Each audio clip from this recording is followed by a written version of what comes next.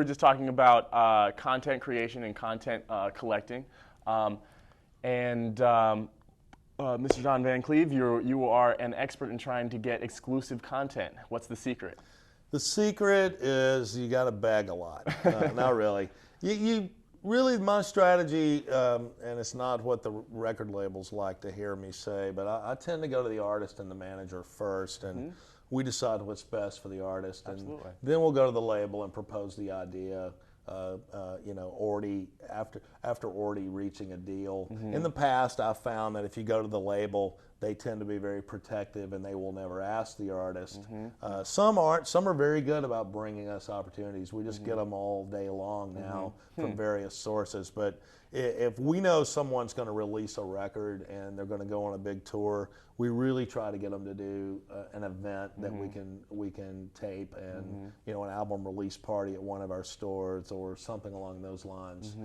And generally that means the manager and I have to get together far in advance and try to work that out. Or if we're mid-cycle on a record like the new Interpol or the Decemberists that we're now way into their records, the Ben Harper at Twist and Shout. It's more of a strategy of trying to give that record a new lift, a new marketing angle. So we'll go in and go, if you'll let us release this, we'll make a big deal about it. We'll get it. We have a publicist. We'll do all these things. We'll pay for the recording. We'll do all these things to get your record back to the front of all of our stores. Because after you have your first sales punch and the single goes away and you got all these new releases coming in, those releases tend to get pushed kind of back into the bins. And a lot of what I do is bringing things out of the bins back to the forefront of the store, and they really like that. Yeah. Well, to go back to what you were saying in terms of dealing with the artist and the manager, it seems like labels are really reluctant to try for you to release another physical good. You know what I mean? So it seems like a live performance in these type of events are kind of hard. However, we've got them okay with it now. At first, it was very hard to do because, they didn't want to tick off Best Buy and people like that, which is fine, and that's totally understandable. But what happened was they started seeing all the marketing that our stores do.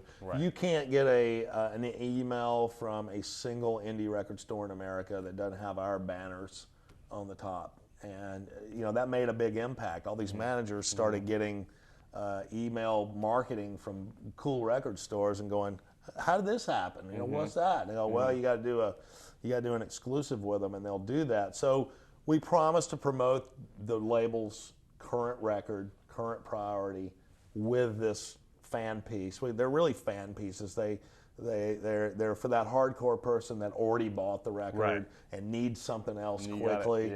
And it also brings new people in by just a lot of marketing. So it's gotten now where the labels are okay with another physical good in the marketplace. But you're right.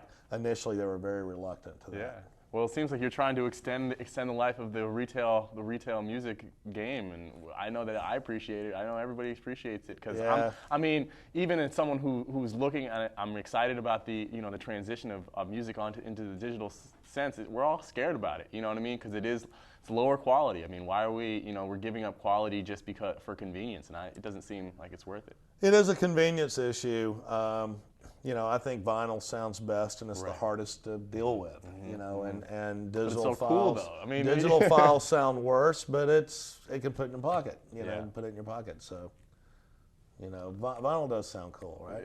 Vinyl does sound cool. So, well, I'm glad that, that the hardcore fan is still out there and that independent music stores can survive. I know that when I go home, I'm from the Bay Area. When I go home, I go straight to Rasputin.